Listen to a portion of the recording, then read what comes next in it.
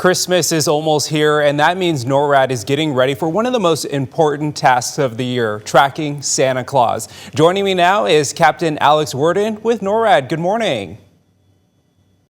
And thanks so much for having me today. So here at the North American Aerospace Defense Command, based out of Colorado Springs, Colorado, we, the United States and Canada, and then binational command, defend North America.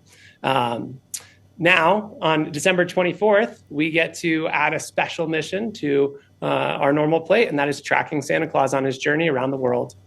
A big job. You have a lot of eyeballs on you guys that night, I'm sure. Tell us more about how do you track Santa? This is something that you've been doing for, gosh, 70 years? Yeah, absolutely. Yes. This year is the 70th anniversary of NORAD tracking Santa. So it actually starts up north in Canada and in Alaska with the North Warning System. It's our radar system that we're used to be able to detect any potential threats to North America. As soon as Santa takes off from the North Pole, that cues our overhead persistent infrared satellites that are orbiting above 22,000 miles above the Earth.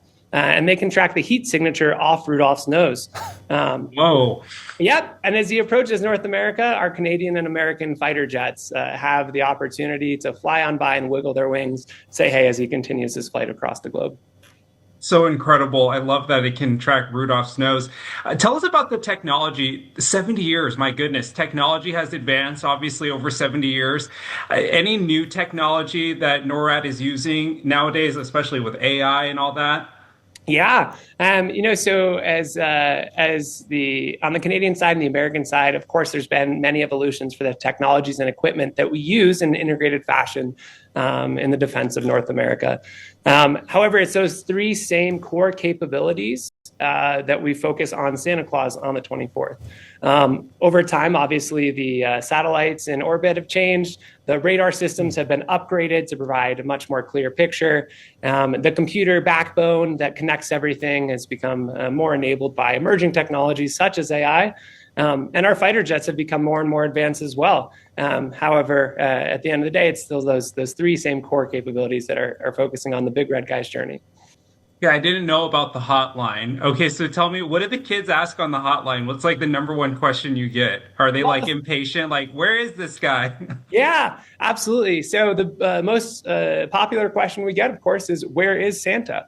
And our volunteers are able to help share that information. People tend to ask, hey, when is he arriving where I live?